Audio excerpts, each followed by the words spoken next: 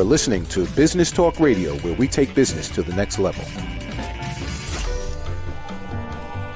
Rapping with Dr. Jacalyn connects you with experts from all over the world to help you take charge of your career, your business, and your life. Rap along with us. Visit drjacalyn.com to learn how to become a guest or a sponsor. And now, the doctor is in.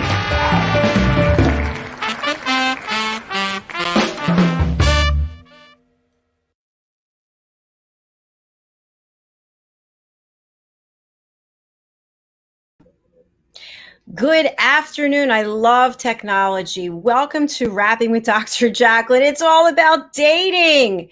I love this show because we provide guests who bring so much value, considering, especially now when we are in this lockdown situation, we're going through all kinds of things. Maybe some of us are lonely and want to meet someone. I'm not saying me, but I'm just putting it out there. So I am your host and executive producer, Dr. Jacalyn Kerbeck. I'm a certified life, career, yoga, and meditation coach. And it is my pleasure to introduce my friend and co-host, Lisa Manyoky. Hello, Lisa. Hi. I always love seeing you. I always feel so loved on this show. You certainly are. And you're glowing once again. You're always so happy and pretty. Oh, back at you. Same thing. Oh, thanks. And my mom loves your smile. I tell you that. But she's always like, she has such a pretty smile. Your mom's a sweet. Hey, I worked hard for that smile. My goodness. I think I had 9 years of orthodontics and 16 teeth pulled over the course of before I was even in college. So, I don't have all the teeth that everybody else does because they're big, but they fit now and they're working for me. Definitely. And you know what? We're on this show. It's all about dating. Your smile is really important, isn't it? When you talk about your presence and your first impression of someone. It is one of the easiest ways to engage another person. In fact, here's our little dating neuro tip. If somebody smiles at you and you don't respond to it, well, you've chosen, because smiling back at somebody is actually a reflex. Did you know that?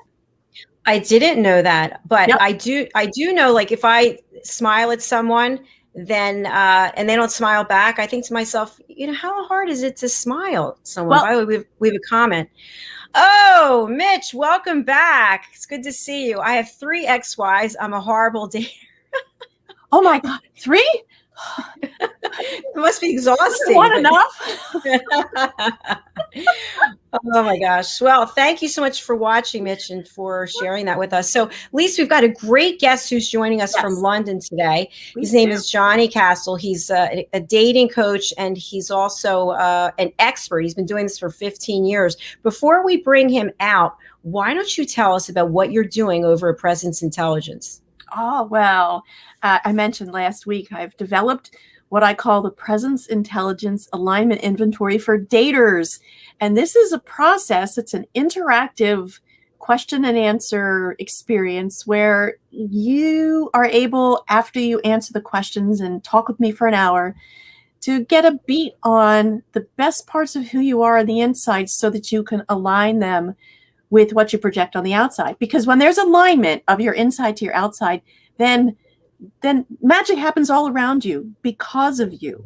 You'll be actually more likely to see people who are good for you, and other people who are good for you become better able to find you. So presence intelligence is a really important dating essential so that you're looking for the right people and the right people are able to get to find you, and they can look and not have to work so darn hard.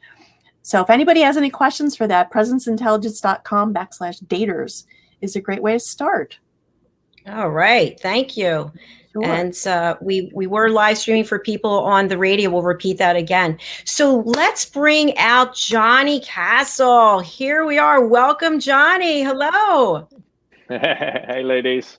Hi, Johnny. Hello. It's great to have you here. You're what's the word? I'm going to say you're like a decorated dating coach. I've heard so much about you. Like, you're the best coach in London. Is that so? Stop it. Stop it. Stop it. More, right? Yeah, I've been right. I've So, been, Johnny, I've been tell doing us. quite some time. Tell us about your clientele. Tell us your services. What is it that you're seeing? Give us the Johnny story. Well, as I said, I've been doing this for 15 years. And when you're doing for anything for so long, you start to see the patterns in where people are falling short. The common one is fearing the rejection. It's fallen into the friend zone, right? I'm dealing with a lot of successful people that have achieved great things in their own right, but they've had to sacrifice their social and dating life to get where they are. People that might have come out of a long-term relationship, they're feeling a bit rusty, they've lost their mojo. It's all walks of life. And even people that you think just wouldn't need any sort of coaching. I mean, from the outside, you think, oh, you've got everything. You look. I mean, I've worked with male models, CEOs of the one of the largest companies out there, and even royalty, right? So everyone that comes to me thinks they're a special case. They are, right? We're all a work in progress, and we've all got those things we need to work on. Johnny, I love the fact that you just mentioned you've dealt with celebrities, royalty. So basically, it doesn't matter what your title or your status is. We're all people and we're all looking to connect, right? Absolutely. I mean, I've been working with men from all sorts of different cultural backgrounds as well, as far as like the Middle East. And sure, there are a few cultural things that we have to take into consideration when you travel and you meet certain people. But I would say as a whole, it's universal what we're coaching people here, because we're all striving for that deep emotional connection. And I find it interesting, you talk about people, I call it the beautiful person syndrome. Having magazine quality or classic good looks by maybe media standards does not ensure happiness inside. It doesn't guarantee a successful dating experience, does it? You're absolutely right. I mean, I've coached male models, right? And you think, well, dude, what's your problem? You're an absolute Adonis. Yeah, well, the reality is we don't know what the story is inside someone's head. We don't know what sort of events have occurred in that person's life, and that baggage that they're carrying with them, those unwanted thoughts that keep on creeping up when we want to take action, we want to go to speak to someone.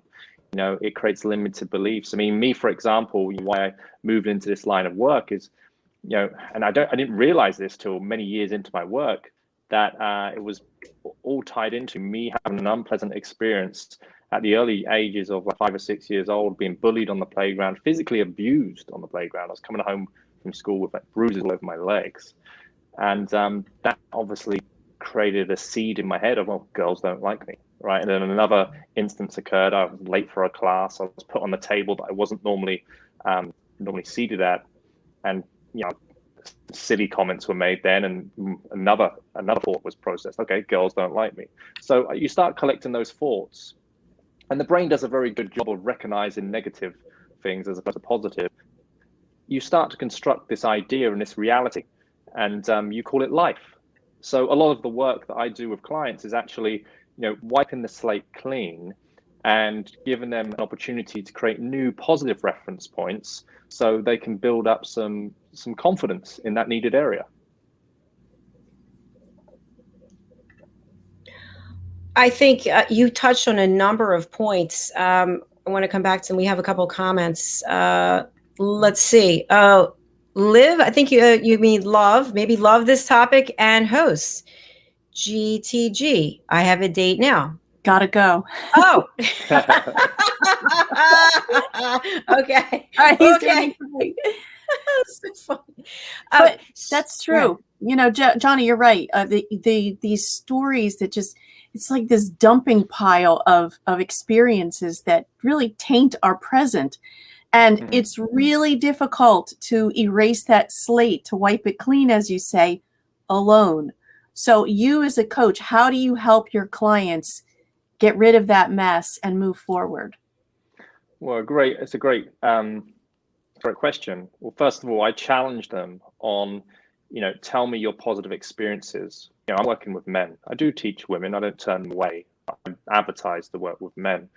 I go tell me about the positive experiences you've had with women. And they may just really struggle to answer that question because the story they've been telling themselves is, well, I've got blown out every time I interacted with a girl I liked, or she rejected me, or my last relationship didn't. Whoa, your last relationship? Okay, so you've had a relationship.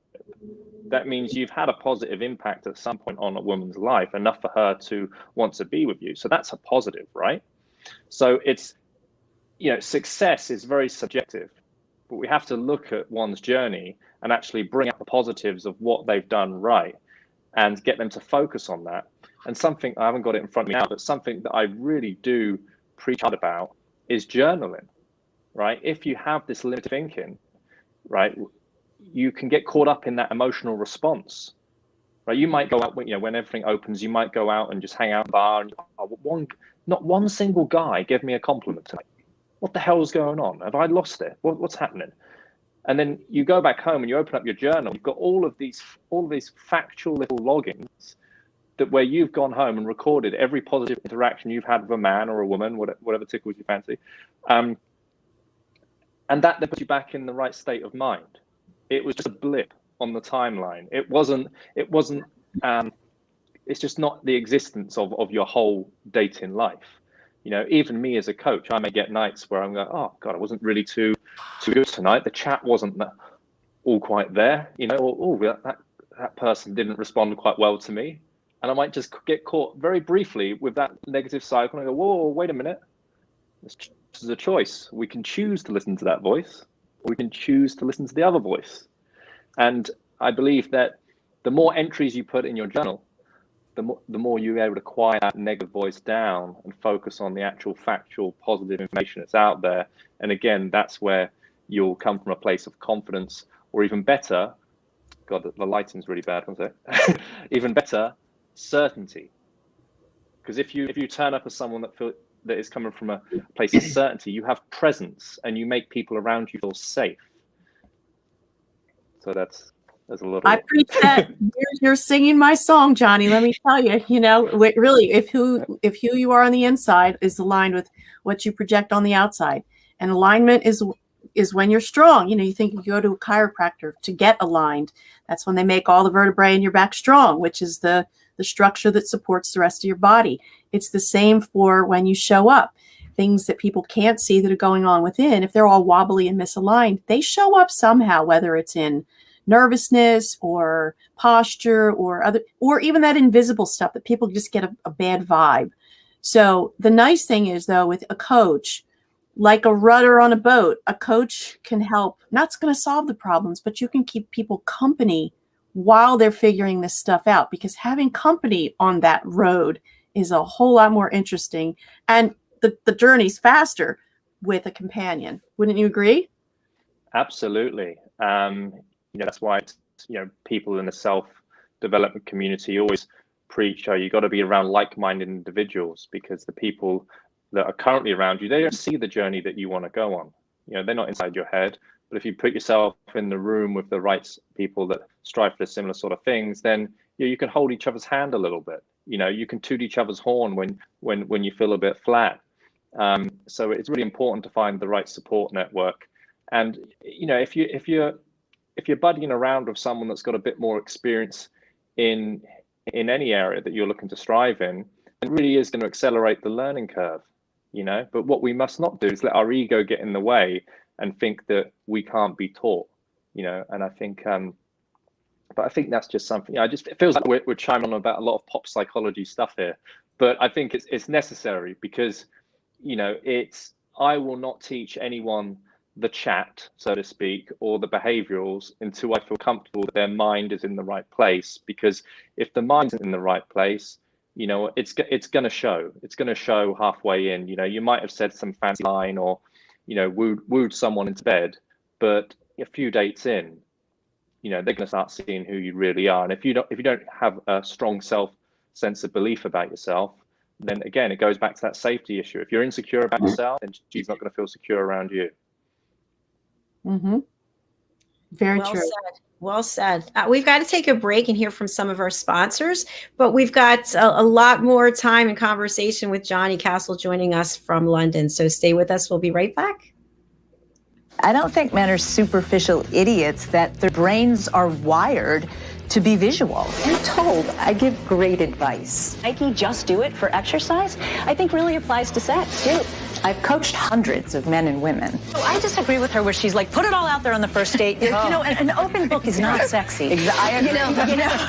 Do you have relationship questions? Chances are one of my clients or myself or my friends have gone through the same thing, and I already made a video about it. So I invite you to check out my YouTube channel, Donna Barnes. I've made hundreds of advice videos based on real-life experiences so that you can make better choices. In my upcoming Breakup Recovery Action Plan, there's going to be checklists and quizzes, best information that I've ever experienced or acquired. If you're stuck and can't move forward or let go, my action plan is built to help you. Subscribe to my channel.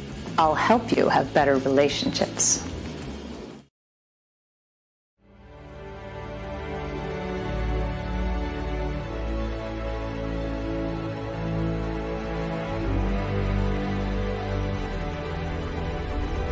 Networking sucks and people suck at it, but nothing gives me more life than walking around and talking to people in an audience and really being able to identify, okay, I see where you're having trouble, let's work on fixing it. How do you help them? How do you provide value? My goal is to give them those tools to be able to go out and tackle that fear. Anywhere there's coffee is where I'll be. So I bring candy a lot to my speaking engagements. Like, of course that makes sense. I'm a little unconventional. Ashley was very knowledgeable. Very entertaining. I learned a few new things, and to me that's the key. What do you want them to say? How do you want to be perceived? You're going to get the most direct, tactical tips and practical takeaways when it comes to networking. These two here are super important. You'll remember once the conversation starts. I love the tips that she gave out. I hate networking with a passion, so I feel like I can go to a meeting or event and not feel so uncomfortable. When you're going to a presentation, you want to be educated. You also want to be entertained. She was really fun and really personable, and everything she was saying was just very relatable. She's got a lot of great ideas. That will make you stand out so fast. She comes across as someone that likes what they do and just doesn't try to sell you something. Activity breeds results. If you're not doing anything, you're not going anywhere. Just made me want to start networking, which I never thought I'd say before. A networking strategy that works for you.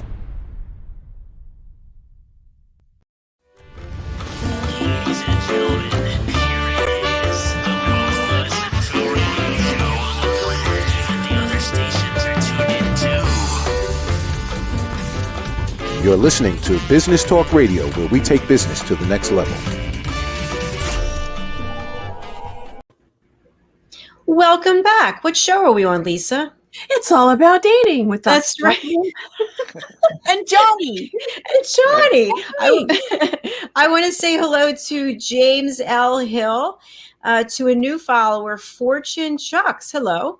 To Marie McGuire, Diane Bame, and to Bonnie Kraft. Thank you for watching the show.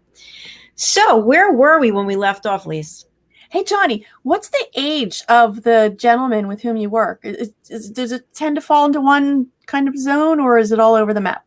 Yeah, well, looking at the analytics, we've got ages 24 to 34 as the majority. That's not to say I've worked with guys outside of that spectrum. The eldest gentleman that I've worked with has been 61. Okay. Yeah. And the main issues you're seeing within that's a decade, so 24 to 34. And then the older gentleman, is it the same type of thing coming up again and again? Well, an interesting one as well, which comes to mind as well. I had experience working with the 50-year-old virgin. Right, that really does exist, and not on the one occasion, many occasions. So maybe we'll explore that a little bit in a minute as well. But with the older gentleman,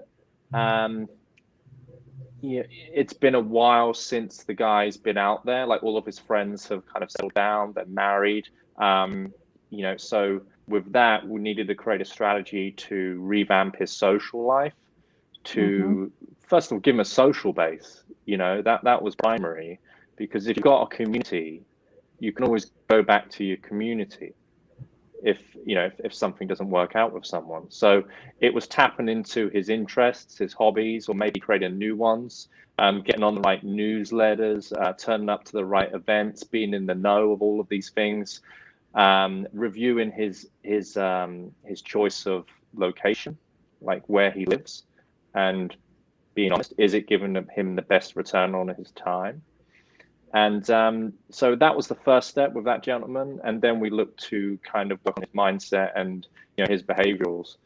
And I have been in touch with that guy. I mean, the testimonials on my website, but he has had several great relationships since we worked together, which is a million miles from where he was when I first met him. With the younger guys, again, it's a lot of it is lack of reference. Yeah, so there will be, if we overthink something, that's when anxiety will kick in. It's like moving house. Everyone says that's one of the most stressful things that is, and it is, right? It's a lot to think about. But I would argue it's more stressful sitting there thinking about that day that you've got to do it than the actual day itself. In a day itself, what was all the, like, all right, we're just packing the boxes, but it's quite fun. Wow, I didn't realize I had that. So it's always like the lead up time to doing something where the fear and the anxiety kicks in. So I'm working with the guys to quieten the noise down in their mind. And as I said, the more that you do it, the more talking to strangers that you do, the more noise you'll be able to quieten down. So it's the rejection. It's the not knowing. I mean, guys are very intimidated by the way women look. The woman's walking around in her heels, her dress that's molded around perfectly, showing off all of her features. It's sexy, it's really attractive, but it can be really intimidating. So again, getting guys familiar with that and familiar with sort of responses that they would likely experience when they're going out there talking to people. And I'm just talking about offline interactions right now. I mean, the online interactions as well is something that I help people navigate. Essentially, we are a brand, right? We are a brand, and you got to think about how you're presenting yourself online. What sort of images are you putting out there on your profiles? A lot of people not understanding that. What language are you using? What's your opening line? How are you transitioning that conversation to offline? A lot of people are frustrated with the online landscape. They're blaming the hookup culture for it. The hookup culture has always existed. The technology just gave us better access to it. What needs an improvement is our qualifying questions. So again, it goes back to knowing yourself, knowing what you want from someone, and then that will show up in your conversation, and you'll be able to use that to filter people in or out of your life. Well, what's a good opening line? Let's say a gentleman's, two scenarios. One, when they're looking to meet a woman or they see a woman, what's a good first question or comment to make offline and then online? Okay, so let's do offline first. Okay. I believe there's a non-verbal conversation that always happens, and then there's a verbal conversation that always happens. And the non-verbal one, we're all familiar with. We're walking down the street, we're going to grab a coffee or something. There's that exchange of eye contact that happens. It's quite exciting. You don't really know what that's all about. And then you walk past, and there's that frustration again, like, oh God, like, why didn't something happen there? I knew something was happening there, but what was the bridge? What was the connect? And so simply, I think the further understanding is the conversation has already begun. You've had a non-verbal conversation. It has started. So it's to take the pressure off. You don't need a fancy line. It's to simply smile. That needs to be part of your uniform, right? It's part of your wardrobe. And go, hey. Right, and if that's reciprocated, boom, like that confirms that, oh, yep, there's definitely something going on here. And you go, well, my name's Johnny, what's your story? Right, and then you go, well, it's ridiculous, like, we've just met like this. And you genuinely might be on the way to somewhere, or you might have 2 minutes. You might bring that up in conversation. You go, all right, well, quickly, what are you, a tea or a coffee? And you're given then the opportunity for that person, if they've got a few minutes on their hands, to join you for a coffee. And that can become such a beautiful story. And all you did was walk down the road, right? Or done that, you hopped out of the office on your lunch break. Can you imagine like her going back to the office and telling her friends what just happened? you know, and Absolutely. and then that becomes the story of how you met. You know, that's a story that we fall in love with watching movies all the time. It's a scenario all of rom-coms sell to us, and that becomes your story. That's the story that she's never going to get bored of saying. It's the fairy tale. So I always think about how ridiculous the situation may be. Use that as the fuel to motivate you to go and talk to someone, because it's your movie moment. Okay, so what if she doesn't reciprocate? Let's just say your guys are interested in somebody and they turn their head and they don't know if this woman has an opinion or what. So what if it's not reciprocated? How far should they go to pursue?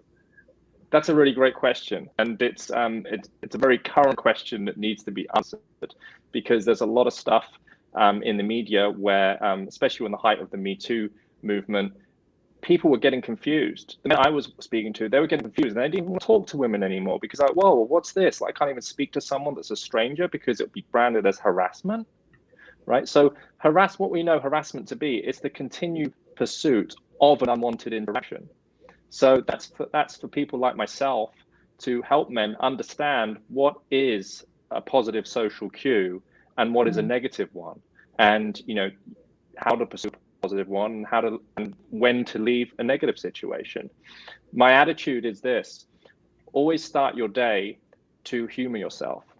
Go out and be playful and invite people into it, and understand that not everyone wants to play, and that's absolutely okay.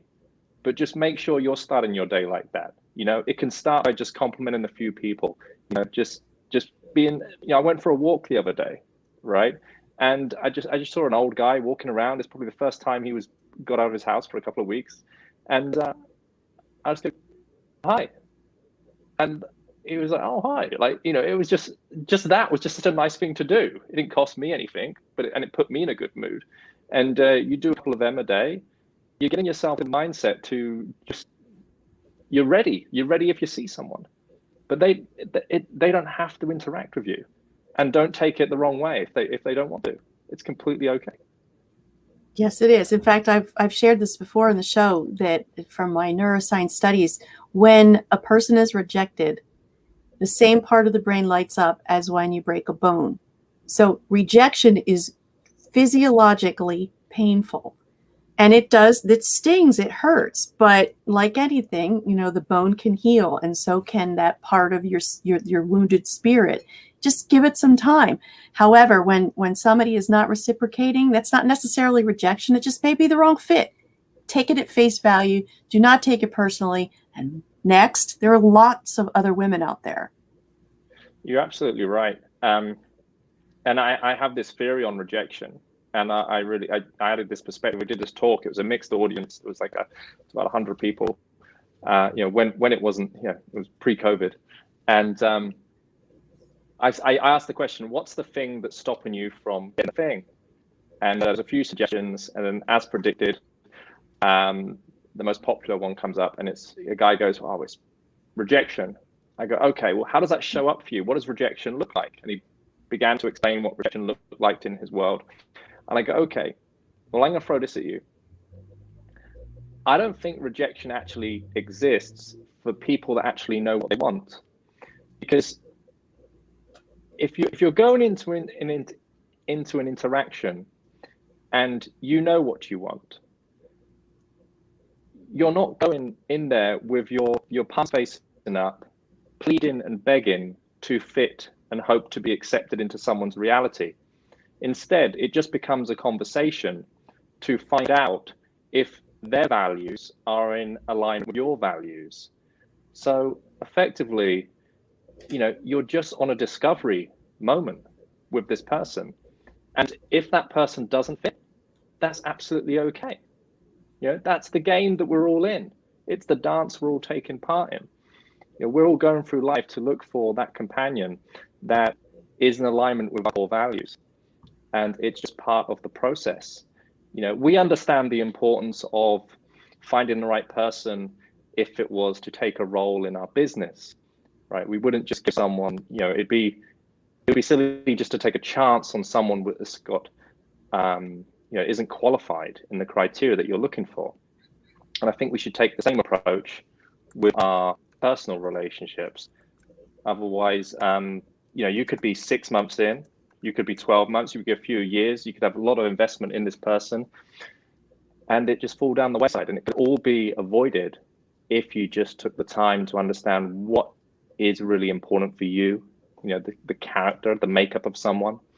Okay, the superficial things, yes, but also how you want someone to make you feel emotionally, and that might be a very challenging sort of bit of homework to go and do, but it's one of the first things that I make sure my clients know, because otherwise you're just sort of going out there with a Gatling gun and just just with no direction. I think that exercise will give you the coordinates to put in the GPS and put things on your radar, or manifest as the woo-woo community like to call it.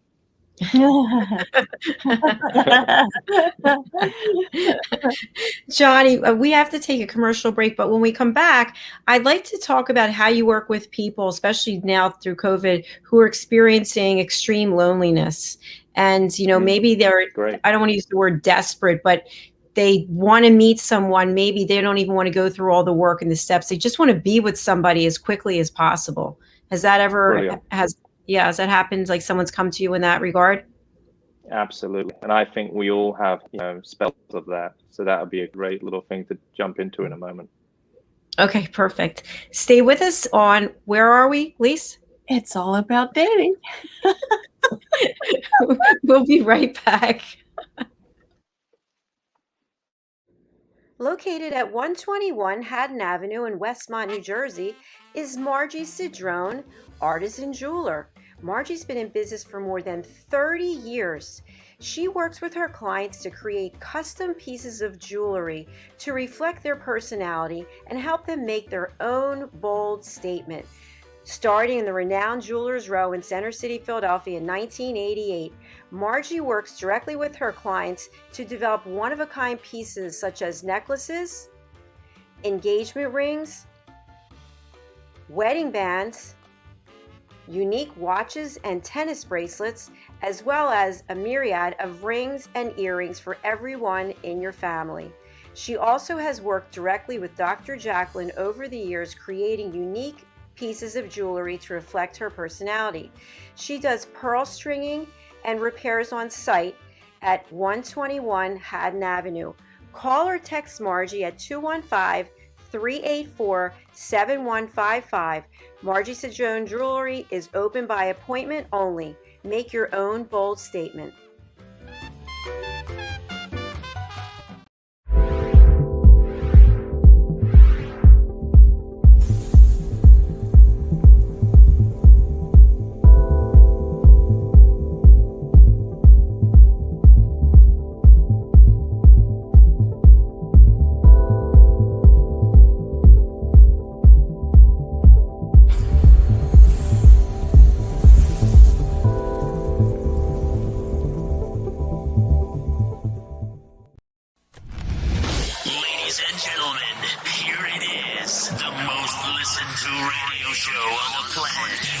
Stations are tuned in too. You're listening to Business Talk Radio, where we take business to the next level.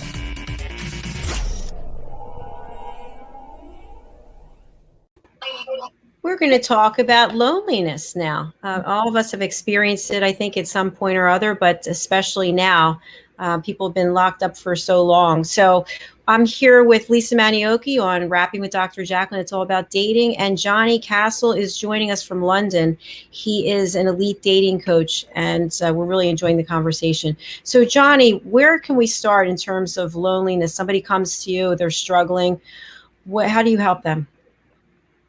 Yeah, we touched on it a moment when I gave you the example of the gentleman that the older gent I worked with, who found himself, his friends have all settled down and they're not really interested in sort of taking up new hobbies or hanging out at bars and all this kind of stuff.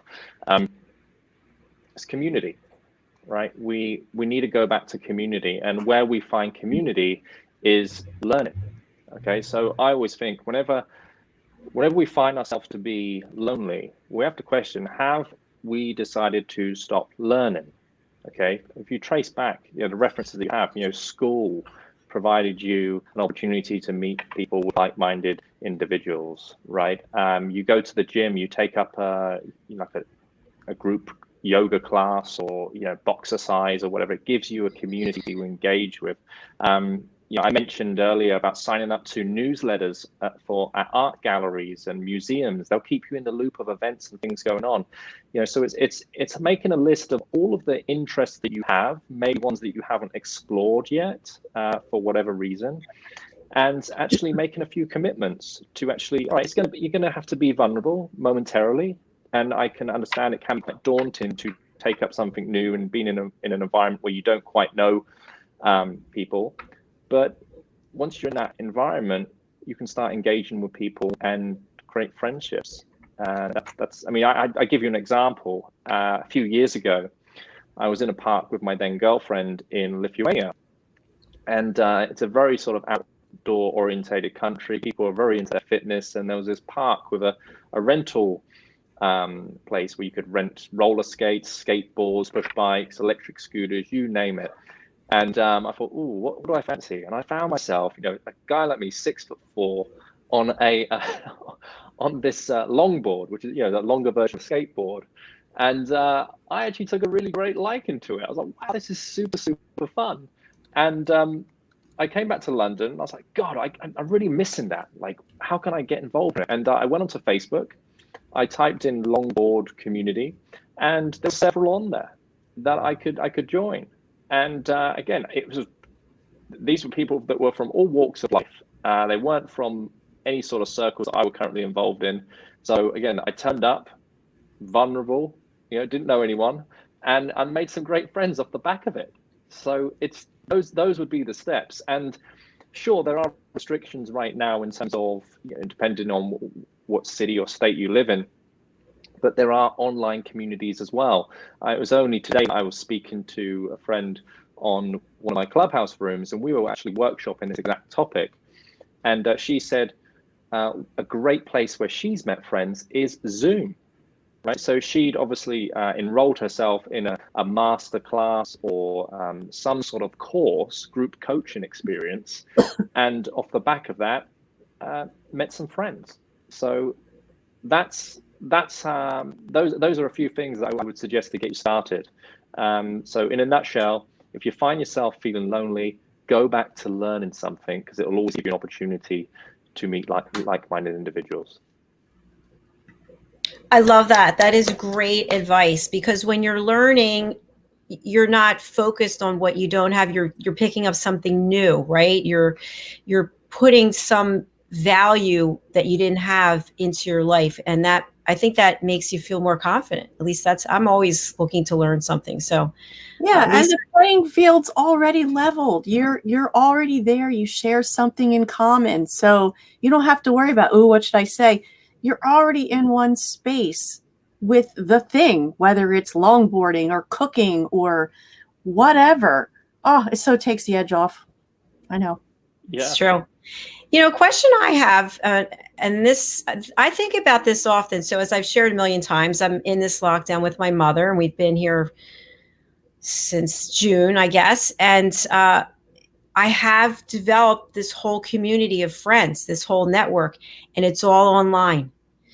And you think about, okay, so now I'm going to go back in the world. Like I already have both vaccinations. It's been more than 2 weeks, but I'm still not going out there because I have all my friends here. So how does that, how does that work? Like that, I kind of feel insecure. Like, oh no, I have all these people that I've been spending all this time with, learning, doing, building. And now I'm just going to say goodbye and I'm going to go out there. Does that sound crazy? I'm completely with you, and I think a lot of people find themselves in that situation right now. We're all familiar with this Clubhouse app, but even social media. And I think if you've started to develop a bit more of a social intuition and that sort of higher sort of level of awareness, then make it upon yourself to actually organize something offline, right? From your online community. I mean, that's something that I'm starting to see happen already. People that have met each other online, we're getting a few leaders in those groups going, you know what would be really cool if we have like a mastermind or a weekend away in such and such place for this sort of experience, and we actually get to meet people, and you can all bring a +1. So I think that initiative would be fantastic, and it's bringing like international minds closer together as well. There'll be a lot of uptake on that. There really will, because man, we are all striving for that physical human connection, Yeah, my sister has a Welsh Corgi. She and her Corgi peeps, they actually meet at a park. They bring their dogs, and it's outdoors, so they even have costumes, a costume contest with their dogs, which is, a little kooky, but they're so funny. But, here they all got a dog. They're all outdoors, so they can socially distance if they want. But as the safety regulations lighten up a little bit, when people are safer, you're outdoors. The weather's getting nicer. So again, you've got that common ground, a common theme already in the mix, and you're outdoors. It's great. Good start. That's a really great one. I've seen the dog in Regent's Park. There's like French bulldogs are very popular, aren't they? So there's like a French bulldog community where everyone walks around, and they've even raised money for each other's dogs who have been ill. Wow. So-and-so's dog is really sick. They've become really close over time, and it's been virtual, but they actually will meet. They'll alternate a state. Okay, we're going to go to Maryland. We're going to go out to Ohio, and people actually drive out to do it.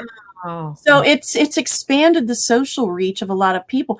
In a dating scenario, it could be tough, and yet you might meet somebody who's ready to move and relocate. You never know. So that someone can show up in your life, online or offline. I mean, my brother met one of his girlfriends through a language app, a language exchange app. It's wow. It's you got to be just that's why I say start your day just being playful, and also I would say audit your lifestyle. Where are you spending your time? Right now that things are starting to open up, if fitness is one of your things, how is that showing up in your life? What sort of choices are you making? What sort of places are you going to? Does it have the demographic of people that you've made yourself aware of in that environment? If you're office bound or you're a bit of a nomad, you can work from anywhere. Where are you choosing to work from? Could you pick your laptop up and go to a popular place in a town or a city or near the coast? Or are you choosing to, like we are right now, in a back room working? It's all choices at the end of the day. There's our buddy Ben Shy who let the dogs out. He's always on a roll. Nice to see you, Ben. Hi, Ben. All right, so Johnny, I have a question. So you say start off the day if you're playful. What if by nature you're very serious and you're not a playful person? Is this you, Lisa, or no? Me? Oh my gosh, I'm very playful. No, I wake up and I hit the ground running. It doesn't take long for me. Listen, I've been up since 4:30 without coffee, so I'm good. But I know some people who are introverted and on the serious side, and if you were to tell them to be playful, they would have no idea what to do with themselves. That's so a great how do you advise? It's to start small. I mean, it doesn't take a lot to just say, "Wow, you look nice today." Or if you're going to, I keep using the coffee shop as an example, right? But it's something that we can all relate to. It's somewhere that we'll probably go to once things start opening back up on a regular basis. And that same person that serves you, they see you day in, day out. It's a bit ridiculous that you don't know that person's name, right? Or you're just being very passive with them, in conversation. Get bored of hearing yourself say the same thing time and time again, and get a bit more creative with your response. And so you could start right there.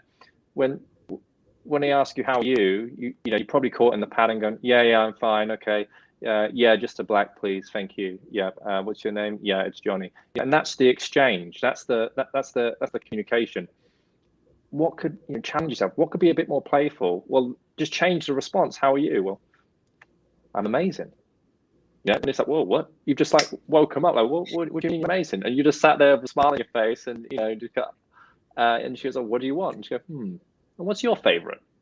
Just get, you can, those data interactions that you're already having, just mix them up a little bit, right? And the game is always make people feel better than when you first met them, right?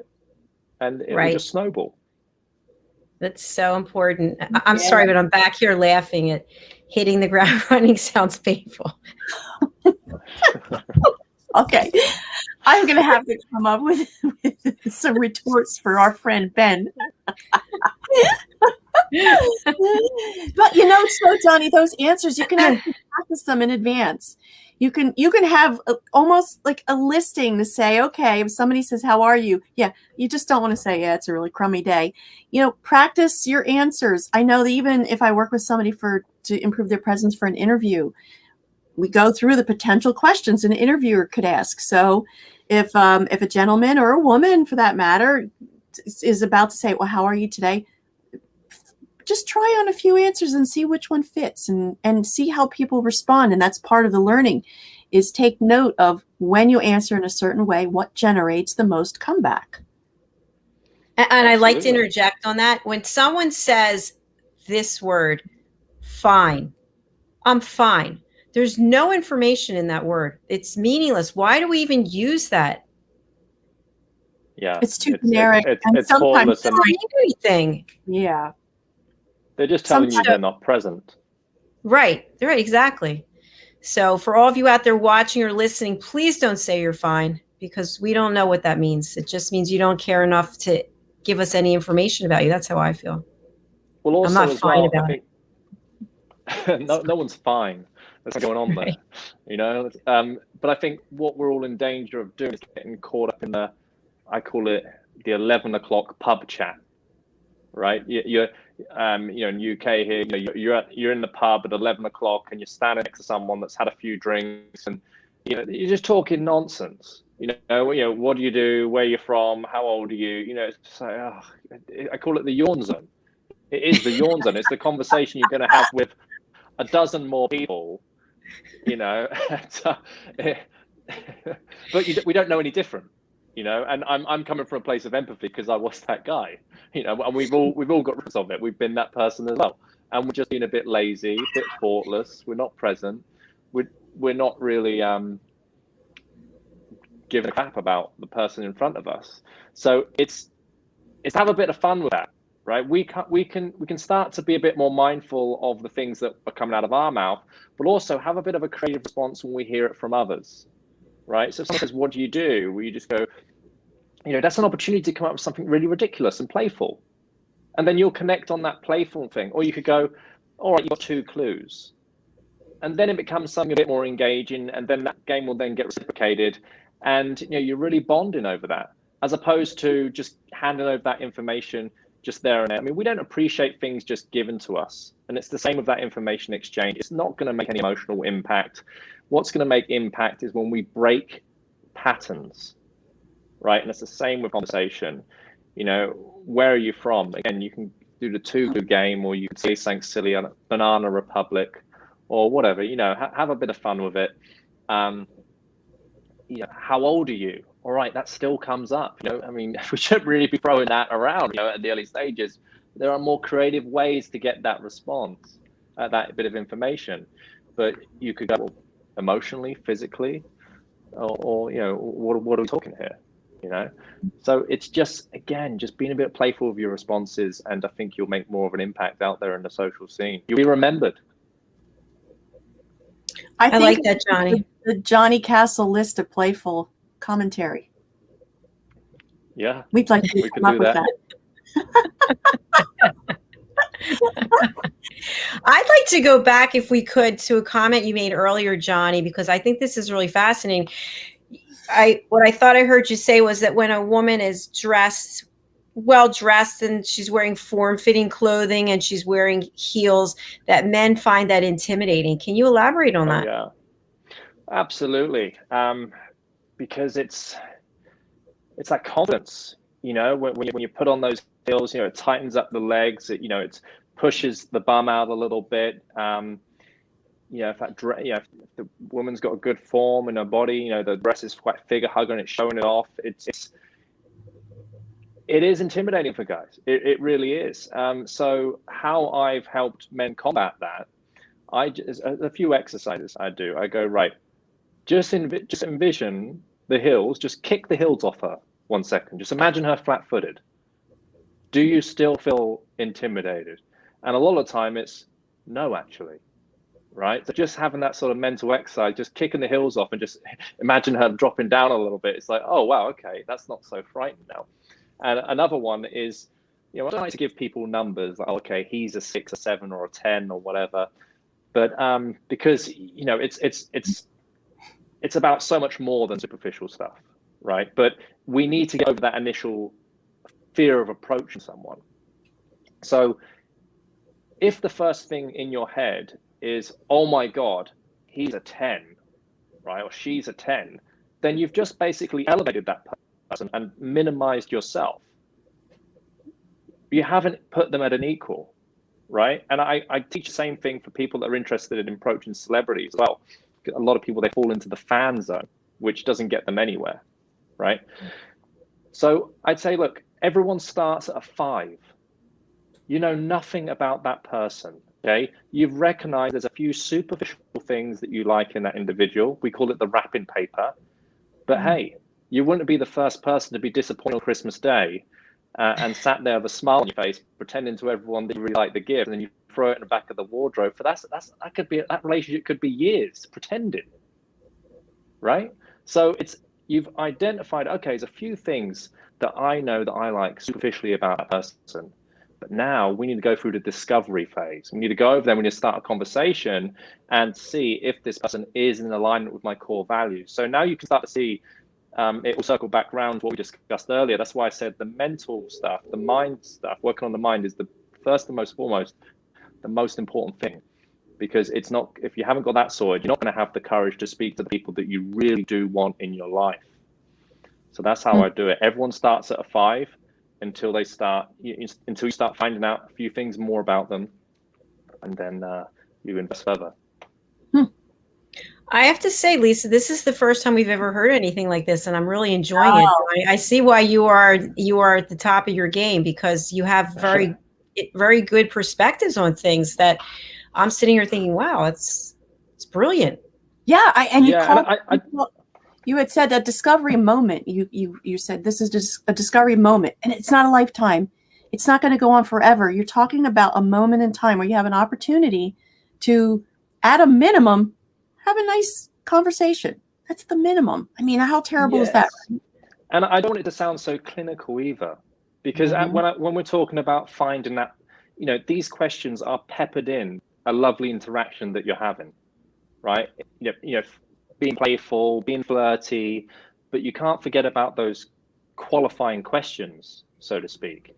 It's like if you think about your business and you open up your doors to, you've got limited capacity to take phone calls, for example, and you're taking phone calls from absolutely everyone to enroll them in your business. Well, if they haven't gone through an application, to make sure you're not wasting each other's time, you need to put them through an application process that has those qualifying questions on there, right? So you need to take elements of that we know to work in our business life, in our personal life. This is the most important decision you're going to make in your life. Having someone alongside you as your life partner. So we need to manage it a lot better. And again, I always, whatever I'm talking about, I never want to speak from a place of I'm condescending, because this is all stuff I've learned, and I've got it wrong. But firstly, so many times, not listen to the advice, the good advice that is out there. Thought I knew best, and then crashed and burned. Learned a lot of things on the way. So everything I'm saying is showed up in my life. Lisa, it's nice to have you back. It's I'm sorry, all of a sudden I went away. Sorry. It's okay. Technology is wonderful when it works. Very true. So, Johnny, a question that I have, we're almost at the top of the hour. I really like this element that you bring to this show that we haven't had before, and also this these perspectives. Talk to us about what you're doing in terms of being a men's lifestyle strategist, and how does that integrate with the dating coach?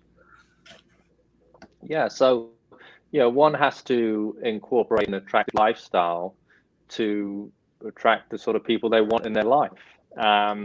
So we start with designing the person's lifestyle, and meeting partners is the byproduct of that. Your lifestyle cannot just be about dating or meeting people, because it's going to be very evident that when you do get that person, that you've got nothing else going on in your life.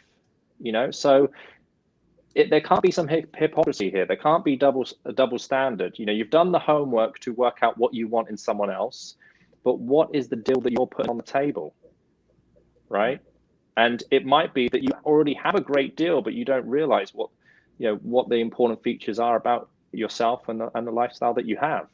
Or you're not leveraging it enough, right? So it's that, and as well, and also making sure you have a really strong social circle, because you can build up the demographic and the archetype of the person that you want, but where's your access, right? Who have you got to make friends with?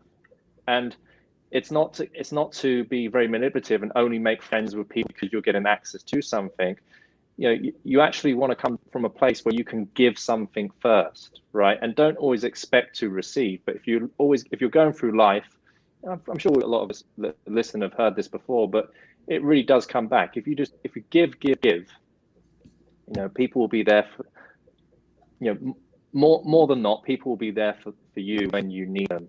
Whenever I've brought some really influential people in my life, it's not normally been off the back end of me leading with generosity.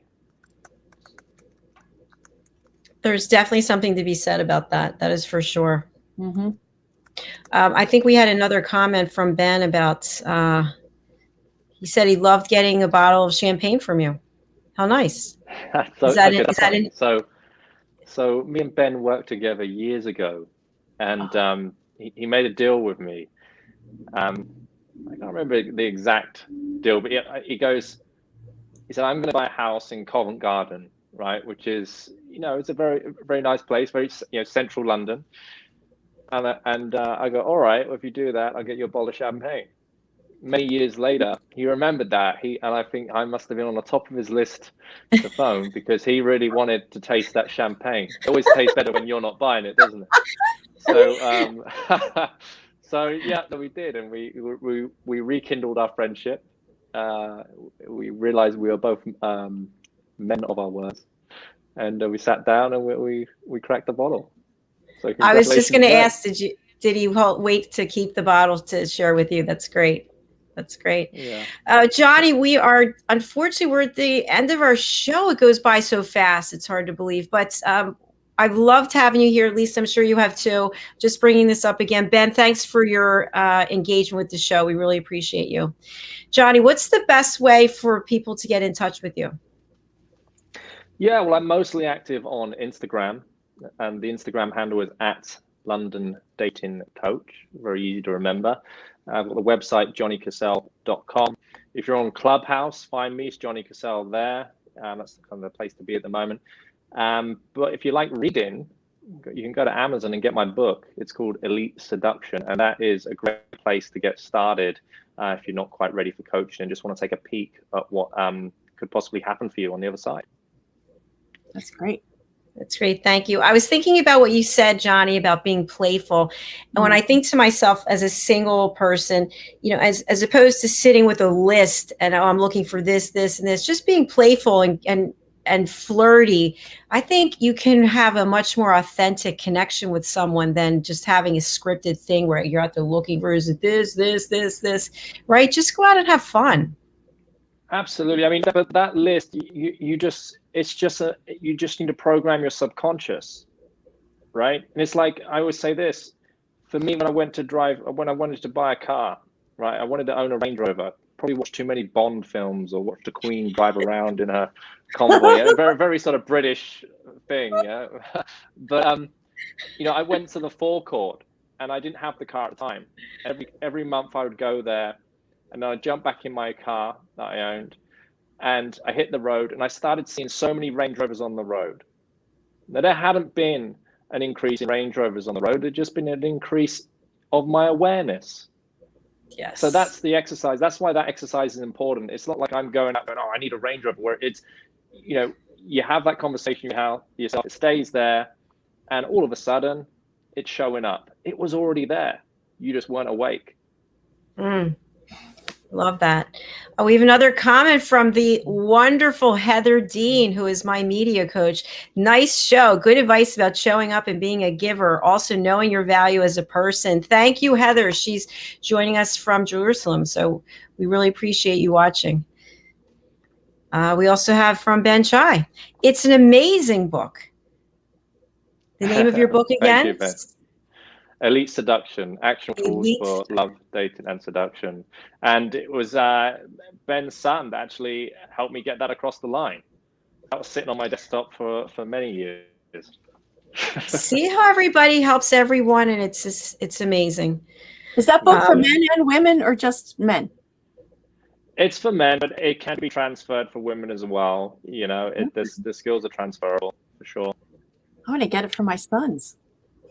Very nice. Absolutely. Seriously. Yeah. I'm buying 2 copies tonight, Johnny. Excellent. I love it. I love climbing it. Amazon rankings. People helping people. Johnny, tell us again on Clubhouse, 11 o'clock London time. 11 a.m. UK time, I do Coffee with Johnny. So it's the opportunity to jump in a room with me. We have all sorts of thought-provoking conversations, some a bit silly, some are very thought-provoking, but the idea is just to start the day with each other, get the brain cells moving, and you know, look at certain topics through a different lens. Fantastic. Okay. Well, Johnny, it's been a pleasure having you. I hope you'll come back and see us. I'm definitely going to drop in and see you on Clubhouse. So you'll be seeing me probably tomorrow. So thanks for being with us. Excellent. Well, thank you for having me. It's been a real joy. We'll see you later. Bye-bye. See you later, Johnny. Bye. Oh, that was He was nice. Fantastic. Oh my gosh, he had so many different insights than what we've heard before. And we've had some positive. Oh, it's so good. You know, he's got this great energy. I wish I was like 20 years younger and lived in London. So did you ever go to London? I've been to London, yes. Yeah, I think it's a fabulous city. I loved it. Me too. Loved it. So I'm definitely planning on going back. Yeah, I would like to go. I was actually there in January. And I was on a trip with January? No. I was very young, but I mean, it was freezing cold. But just the pageantry of changing of the guard and the taxi drivers that go very fast and the shops. Oh, it's like New York City in some ways, and it was wonderful. It's amazing. Memories. Yep. And you know, Lisa, now that we're talking about London, I just want to bring up, we have a new show that's called the Royally Rich, the Great Britain edition. And that is with Ian Pelham Turner, who is the voice of London. And he's also the royal commentator and the royal photographer. So that's so exciting. Our show is on Wednesdays at 10:30 in the morning. And this week, coming the 21st, Alcini is going to be joining us, and we're going to interview Ian. And then following that, every week, Ian's going to be bringing guests on. He and his booker have 2,000 people they want to bring on our show. So, wow, that's a lot of shows. Wow, you'll never leave. You'll be anchored to your chair in green. I'll be in this chair. By the way, you want to hear something funny? So this is my third show today. So I've been changing up things, but I'm still wearing the dress I had from the second show and just put a top on top of it. So at some point, I'm going to have to leave this chair and actually dress like a normal person. Pretty soon, you should just have 4 shirts on, and like every show, you just start taking one off. That's actually a good idea. You know, one's got a blouse, one has a bow, and before you know it, you're down to a tank top. Right, exactly. Oh my gosh, that's such a great idea. I did leave the house on Monday, I think. I got my face done. Yeah, I had like 30 needles put in my face. It was kind of cool. Yeah, I had my forehead done so it doesn't move. I had this how much I need a little more. And then I had my face done. She stuck oh, it's like this long of a needle into my face here, and there's some kind of thing in it. It twirls around, and I got it all lifted up. Well, I was like this before. I was all like concave from aging, and now it's pushed up. But what does the needle do? I mean, or what does it's filled with injectables? It has, filler. Oh, okay. I'm talking another language, right? You don't understand. No, I didn't know if you were putting something in or if you were taking something out. I mean, oh no, it's a needle, and inside is I don't know what kind of, if it's Juvederm or Redo, well, I don't know, whatever it is. Okay. But so it lifts everything. It makes it more full, because as we get older, our skin starts to sink as we lose the collagen. Does it hurt? No, it didn't hurt. I have to say it didn't hurt, and it took about 20 minutes. That's not a long time. No, my mom noticed an immediate difference. So I was pretty excited, but my point is I wanted to go out, right? I drove an hour and 45 minutes to go to the person who's been injecting me since the last 20 some years, I guess. And then I had a face full of, needle marks. It's like, I'm not too hot right now. I don't think I'm going to be going out anywhere. Oh my gosh. See, I don't have any glasses on right now. So you look very like a soft blur. Maybe it's not even me here. Maybe it's no.